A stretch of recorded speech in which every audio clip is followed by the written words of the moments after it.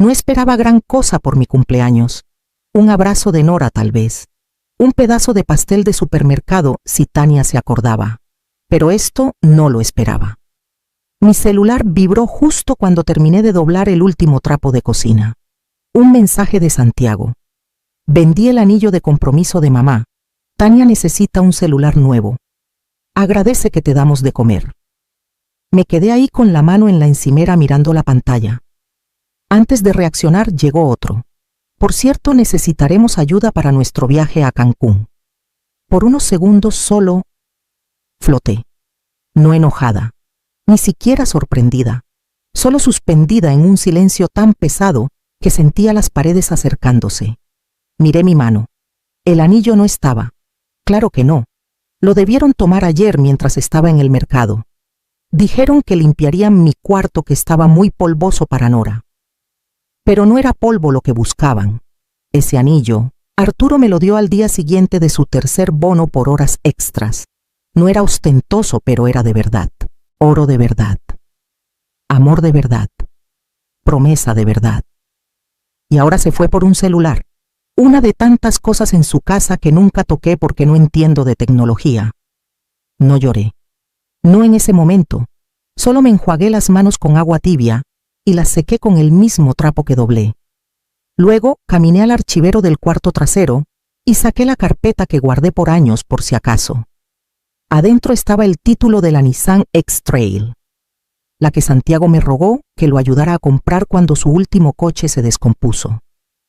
Pagué la mitad. Pero nunca cambiaron el registro. Estaban muy ocupados celebrando la mejora. Propietaria Luz María Vargas. Me senté en el escritorio y puse el papel frente a mí. Vendieron algo que guardaba memoria, pero olvidaron algo que tiene valor. Y yo aún tenía el nombre que importaba. Recuerdo el día que Santiago llamó desesperado porque el sedán viejo que compró de segunda mano se descompuso de una vez por todas. Necesitaba un coche nuevo, algo más grande, algo respetable para viajes de trabajo y el asiento de Nora. No tenía el enganche, pero dijo que yo podía ayudar. Solo para firmar como aval prometió. Solo para que lo aprueben. Eso fue hace 3 años. Terminé pagando más de la mitad. Supuestamente me devolvería el dinero cada mes, pero eso se convirtió en gasolina y gracias por dejarnos vivir sin renta. El título nunca se transfirió. Seguía diciendo que lo arreglaría. Al final dejé de preguntar, pero nunca olvidé. Ahora tenía el papel en las manos, crujiente doblado en la orilla, tinta negra clara y legal, propietaria Luz María Vargas. Santiago publicaba fotos de la X-Trail en Facebook, como si fuera suya la llamaba mi nave. Tania se tomaba selfies en el asiento del copiloto, con sus uñas largas en el tablero, etiquetándola como el regalo de él para la familia. Pero mi nombre estaba en el documento. Me senté en la mesa de la cocina y miré por la ventana donde la X-Trail estaba estacionada limpia y encerada. Qué curioso, siempre decían que no aportaba mucho, pero parecía que yo era dueña de lo que más usaban. Olvidaron el trámite. Yo no. Saqué un cuaderno del cajón y comencé a escribir. Lista de documentos. Concesionarias. Lugares para tasar. No necesitaba pedir permiso ni debía explicaciones. Por primera vez iba a hacer lo mejor para mí, sin esperar que me dijeran que estaba bien. No más tolerancia callada. No más echarme a un lado para mantener la paz. Si podían vender un pedazo de mi corazón sin parpadear, yo podía vender un pedazo de su comodidad con mano firme. Doblé el título y lo metí en mi bolsa junto a un recibo del súper y una foto vieja de Arturo cargando a Santiago de bebé, antes de que todo se complicara. Esa tarde ya tenía una cita con alguien que aún respetaba los papeles. Pensaba que decir sí era la forma de mantener unida a la familia. Cuando Santiago cumplió 16 quería un coche más que nada. Arturo y yo no teníamos mucho, pero sacamos de nuestros ahorros y lo sorprendimos con un Volkswagen Jetta usado. No dijo gracias, solo preguntó por qué no era modelo reciente. Arturo se rió. Yo me dije que eran nervios de adolescente. Años después, cuando él y Tania no lograron una hipoteca, firmé como aval. Solo hasta que refinanciemos, prometió. Ese refinanciamiento nunca llegó. y de alguna forma mi nombre quedó en los papeles pero no en las pláticas. Cuando pidieron mudarse temporalmente tras el despido de Santiago, volví a decir sí. Serían 3 meses. Han pasado 17. He dicho sí tantas veces que olvidé cómo suena el no en mi propia boca. Tania desde el principio dejó claro que no encajaba en su visión. Mis tazas de barro estorbaban en sus repisas abiertas. Mis cobertores tejidos no combinaban con la estética. Me volví un mueble que esquivar niñera gratis compradora de respaldo presencia silenciosa. Incluso estando ahí hablaban de mí como si no existiera. Y ahora Nora, mi dulce y curiosa Nora, empezaba a imitarlos. Suspiros cuando ofrecía ayuda. Ojos en blanco cuando pedía un abrazo frente a su mamá. Solo tiene 6 años, pero ya aprendía a medir mi valor viéndolos a ellos. Era como verme desvanecer. Ese anillo que vendieron no era solo oro. Era cada lista del mandado que hice cuando Arturo estaba enfermo. Cada noche que le sobé los pies tras su tercera quimio. Cada cumpleaños que pasé cocinando en vez de ser celebrada. No brillaba, pero significaba algo. Y lo empeñaron por un celular. Tal vez lo permití. Tal vez todos esos síes tuvieron un costo que no entendí hasta ahora. Pero ese fue el último. Miré el reloj de la cocina y tomé mi bolsa. Era hora de cumplir con mi cita. Germán Reyes aún tenía las manos manchadas de aceite y esa forma callada de mirarte como si viera más de lo que decías. Él y Arturo trabajaron juntos casi 2 décadas cuando la palabra de un hombre y un apretón de manos valían algo. No lo veía desde el funeral de Arturo, pero cuando llamé para pedir un avalúo dijo: «Tráelo hoy si puedes». El motor de la X-Trail ronroneaba suave al entrar al taller. Germán salió de la bahía lateral, se limpió las manos con un trapo rojo y asintió brevemente. «No esperaba verte manejando esta camioneta», dijo con media sonrisa. Técnicamente respondí: «Es mía». Alzó una ceja pero no preguntó. Caminamos alrededor del vehículo. Pasó la mano por la pintura, revisó las llantas, abrió el cofre. Tomó unos 10 minutos antes de retroceder y cruzar los brazos. «Fácil sacas C360.000», dijo. «Está limpia, bajo kilometraje. Hoy todos buscan camionetas familiares confiables». Asentí. «¿Todavía haces consignación?» «Claro», hizo una pausa. «¿Estás segura?» «Lo estoy». Me llevó a la oficina donde las paredes aún tenían fotos en blanco y negro de coches de otra época. Me dio un portapapeles. Leí cada línea despacio, con cuidado. Al firmar, apreté el bolígrafo más de lo usual, como si mi nombre necesitara dejar una marca más allá de la tinta. Le devolví el portapapeles. Germán no hizo más preguntas y yo no ofrecí explicaciones. Antes de irme dijo suavemente: «A Arturo le habría dolido verte lastimada así». Le di una sonrisa cansada. Arturo me habría dicho que dejara de ser tan condenadamente amable y recuperara mis llaves. Manejé a casa en silencio, el asiento del copiloto vacío, sintiéndose menos como un hueco y más como un respiro que no sabía que necesitaba. Al estacionarme en la entrada ya sabía qué haría con el dinero. No tomó mucho tiempo. A la mañana siguiente, Santiago entró por la puerta como si trajera fuego. Yo estaba en la mesa de la cocina cortando fresas en un tazón. Ni siquiera se quitó los zapatos. ¿Dónde está la X-Trail? No levanté la vista de inmediato. Puse el cuchillo con cuidado y me limpié las manos en un trapo. Luego saqué una nota adhesiva de mi chaleco y se la di. Vendida. A mi nombre. Como olvidaron. La leyó una vez, luego otra, como si las palabras cambiaran al mirarlas. Tania apareció detrás, descalza y furiosa, celular en mano. «Vendiste nuestro coche. ¿Estás loca?». No dije con voz tranquila. Solo recordé que era mío. La voz de Tania subió. «No puedes vender algo que usamos diario. Eso es robo». «No es robo cuando tu nombre no está en el título», respondí. «Tal vez quieran revisar la ley antes de gritarla». Santiago palideció. «No puedes estar hablando en serio. Necesitamos ese coche. ¿Cómo llegamos al aeropuerto la próxima semana?» Ladeé la cabeza. Para su viaje a Cancún, tal vez un Uber. O replanté en el viaje. Parecía atónito como si hablara otro idioma. ¿De verdad lo vendiste? Sí, pero sin decirnos. Lo miré a los ojos. No preguntaron cuando tomaron mi anillo. La mandíbula de Tania se tensó, pero no dijo nada. Santiago dio una vuelta lenta por la cocina, manos en la cadera, como si la respuesta estuviera en los gabinetes o el refrigerador. Cuando paró su voz, era baja. Nos tomaste desprevenidos. No dije calma. Les recordé. No discutió más. Se quedó ahí atrapado en el silencio. Tania se fue murmurando algo. Santiago la siguió más lento sin mirar atrás. Tras el portazo me senté y terminé de cortar las fresas. Esa tarde llegó el primer mensaje de voz.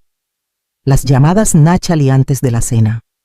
Primero Santiago, luego Tania, luego ambos uno tras otro, sus voces apilándose en mi buzón como ladrillos lanzados contra una pared. Nos traicionaste. Ese coche era nuestro. ¿Cómo te atreves a avergonzarnos así? ¿Te importa lo que esto le hace a Nora? No contesté. Luego vinieron los mensajes rápidos e implacables. Necesitábamos ese coche para el viaje. Me humillaste frente a mi jefe. Los papás de Tania piensan que somos irresponsables. Esto es tu culpa. Miré la pantalla dedo, flotando corazón en calma. No esperaba silencio de ellos, pero tampoco esta desesperación. No era por el coche. Era por el control. Tomé algo de vuelta y estaban perdiendo el rumbo. Abrí la app de la cámara. Tomé una foto del título, mi nombre claro en el centro, el sello de la concesionaria, la firma del notario. Sin filtros, sin ediciones, solo hechos. Se lo mandé a Santiago sin texto. Aparecieron 3 puntos, luego desaparecieron. Apagué las notificaciones. Es una paz extraña la que llega tras años dejando que alguien reescriba la historia mientras tú callas. Guardé registros, guardé recibos. Conservé documentos no porque pensara usarlos, sino porque algo en mí siempre supo que este día llegaría. Había poder en el papel, en nombres escritos con pulcritud, en firmas que significaban algo. Para cuando terminé de cenar sopa y pan tostado, los mensajes se habían calmado. La rabia dio paso a la culpa, luego al regateo. Podemos hablar de esto. Llámanos. Tal vez haya forma de arreglarlo. Pero no buscaba arreglos. Ya no buscaba nada de ellos. Cerré las persianas de la cocina, apagué la luz y me serví un té de hierbabuena. A la mañana siguiente llamé al banco. La banquera se llamaba Mónica, voz suave, manos firmes, sin juicio en los ojos. Cuando expliqué qué quería, se inclinó pensativa, asintiendo con comprensión. Quiero abrir un fideicomiso educativo, dije, para mi nieta, solo para estudios, y necesito que sus papás no puedan tocarlo. Mónica hizo unas preguntas aclaratorias y comenzó los trámites. Le di el nombre completo y la fecha de nacimiento de Nora. Luego deslicé el cheque de la venta del coche C, 360.000, cada centavo transferido esa mañana desde la concesionaria. Solo tiene 6 años, dije, pero algún día querrá opciones. Y quiero que tenga algunas que no se paguen con culpa. Mónica sonrió suavemente. Le estás dando una base, le estoy dando un borrón y cuenta nueva. Añadimos condiciones sin retiros hasta los 18, inscripción escolar verificada, supervisión doble con el abogado que contraté tras la muerte de Arturo. Me reuní con él esa tarde para finalizarlo. Aceptó ser fiduciario y aseguró que todo estaría blindado contra interferencias familiares. Salí del banco más ligera que en meses. Ese dinero pudo gastarse de 1000 formas. Podía cambiar el lavavajillas roto, arreglar la barda trasera, tomar vacaciones. Pero nada importaba como esto. No se trataba de castigar a Santiago. Era romper un patrón antes de que atrapara a Nora también, porque ella empezaba a imitarlos, su tono, su sentido de derecho, su crueldad casual. Aún era lo bastante pequeña para desaprenderlo, pero alguien debía trazar la línea. Si aprendí algo, es que la herencia no es solo dinero, es qué comportamientos normalizamos, qué lecciones pasamos en silencio cuando nadie presta atención. No le enseñaría a callar, no le heredaría el sacrificio como deber. Al volver a casa puse los documentos del fideicomiso en una caja fuerte bajo mi cama. Encima coloqué una foto de Nora riendo en un jardín de mariposas con rizos alborotados y mejillas manchadas de chocolate. Luego tomé el teléfono y llamé a Marisol. Marisol trajo pay de limón y demasiado vino como siempre. Nancy de la esquina llevó su famosa ensalada de frijoles. Hasta Dionisio, el cartero jubilado, llegó con una bolsa de tomates de su huerto y una nueva historia sobre mapaches en su composta. Puse la mesa con platos desparejos y servilletas de tela que no usaba en años. Nadie comentó las sillas chirriantes ni el papel tapiz descascarado. Comimos espagueti con albóndigas entre risas más fuertes que el tintineo de los cubiertos. Nada lujoso, pero se sentía como hogar más que en mucho tiempo. Nadie preguntó por Santiago ni Tania. Tal vez sabían que no debían, tal vez entendían. Cuando Marisol levantó su copa para brindar su voz, tembló lo justo para hacerme parpadear. Por Luz María, dijo la callada que resultó ser la más fuerte. Chocamos copas y me permití creerlo. Después de la cena, corté un pequeño pastel de chocolate que compré esa mañana en la panadería. Una vela en el centro, sin inscripciones. No quería declaraciones solo el momento. Al encender la vela, mi celular vibró. Miré la pantalla brevemente. Tania, un post en redes. Una foto de su cena sushi para llevar y vino blanco con un texto en minúsculas: algunos olvidan quién los alimentó. Sonreí. No me habían alimentado en años. Ni comida, ni calor, ni amor. Si acaso yo era quien pasaba el plato una y otra vez. Puse el celular boca abajo y volví al grupo donde Marisol ya repartía segundas porciones. La llama de la vela bailaba suave mientras respiré, y la apagué no con un deseo, sino con una sensación de cierre. Esa noche, tras lavar los platos, me preparé un té de hierbabuena y me senté junto a la ventana. La casa se sentía llena, otra vez, no de ruido, sino de sentido. Cerca de medianoche escuché un golpe en la puerta. Abrí la puerta y encontré a Santiago solo en el porche, manos en los bolsillos del abrigo, ojos cargados de algo menos como enojo y más como derrota.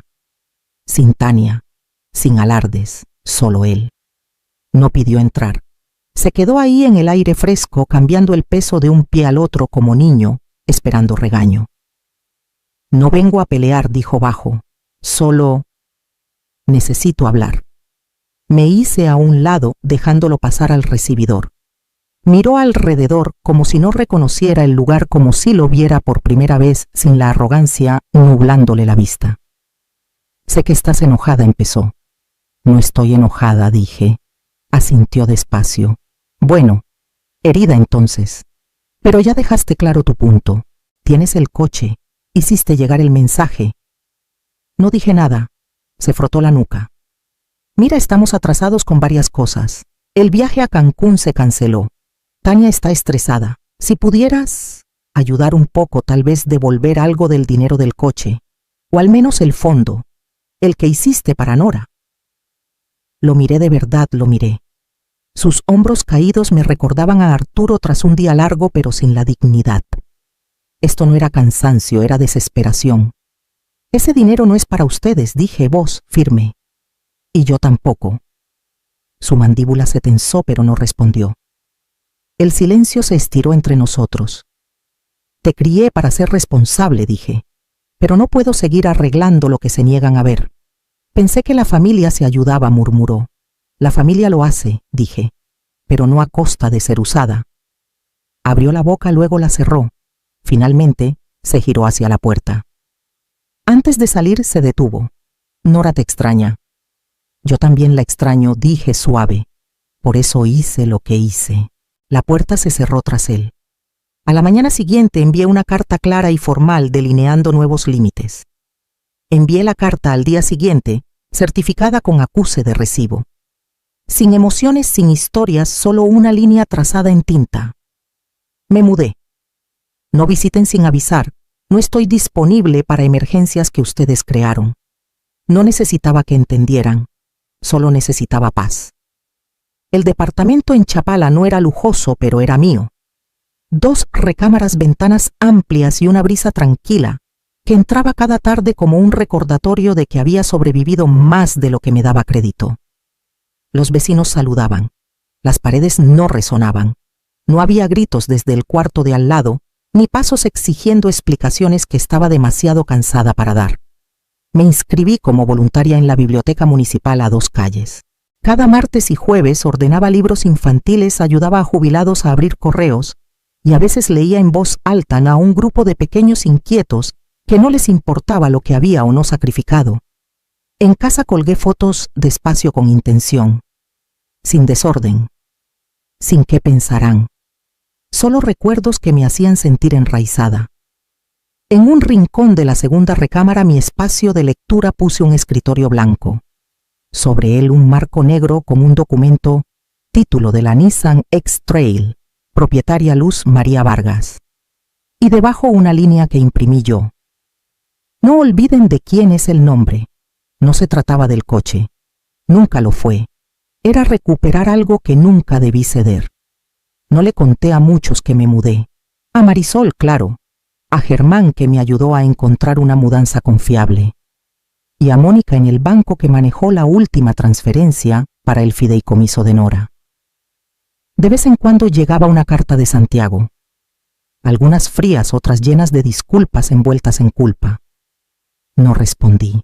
Nora me envió un dibujo una vez, una casa con jardín y una abuelita de palitos junto a un lago azul. Le mandé una postal al día siguiente. Luego encendí una vela, preparé té de hierbabuena y comencé a escribir la carta que sabía que algún día dejaría atrás.